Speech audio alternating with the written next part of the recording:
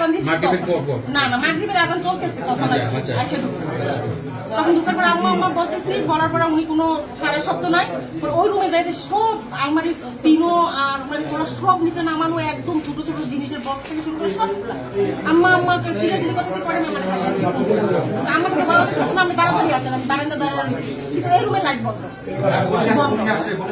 তখন আমি আসছে আইসা যে আমার পাওয়া পরে মানে দেখলাম দেখা করতেছি ধরিস আমার কাছে ডাক্তার পরে যে রুমে লাইট বন্ধ বিস্তার বিস্তার থেকে অসুস্থ করে আমি ছুরিটা কোথায় দেখছেন?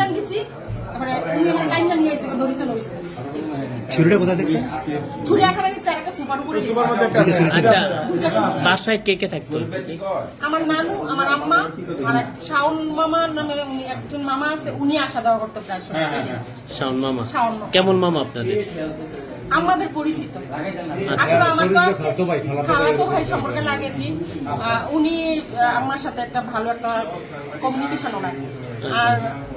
আর এতটুকুই জানি। আর আমার আম্মা যদি আমাকে ফোন দিত বা ডাকতো যে কিছু লাগবে কিছু দেওয়ার জন্য, তখন আমি আসে হয়তো গেটের কাছে থেকে নিয়ে যেতাম বা নিচে থেকে নিয়ে যেতাম বা বাসায় এসে নিয়ে যেতাম, অতটুকুই। আর আমার বোনের বাচ্চাগুলো আসলে আমি মাঝে মাঝে 2 মিনিট খেলে আমি চলে যেতাম। আচ্ছা, এই ঘটনার আগে আপনি মানে এখানে আসছেন কখন? মাগরিবের আজান চলতেছে তখন। আচ্ছা, কি উদ্দেশ্যে আসছিলেন? আমাকে আমার নানু ফোন। আচ্ছা, নানু আমাকে 5-6 বার ফোন দিচ্ছে, আমি পাশের বাসায় মোবাইল আমি বাসায় রেখে আসছি। পরে আমি 5-6 বার ফোন দিল, পরে আমি নানুর ফোন দিলাম। তারপরে আমি নানুর বলতেছি যে নানু কেন ফোন দিচ্ছ?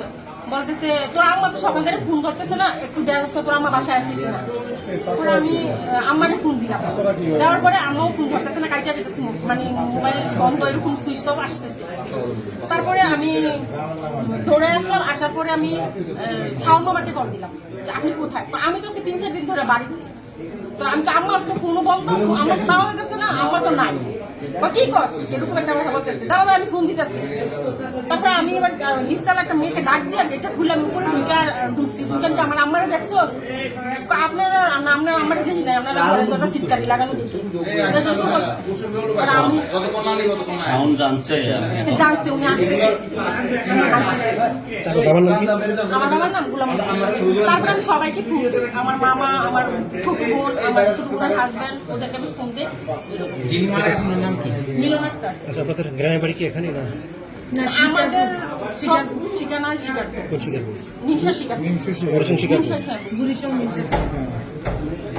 আচ্ছা, একটা বিষয় হলো, ধরেন আপনার আম্মা আর নানু এখানে থাকতো, আপনার নানু আজকে কোথায় ছিল?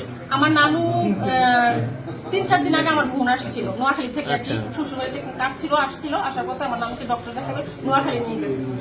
আমার নানু এখন বর্তমানে নোয়াখালী আসতেছে।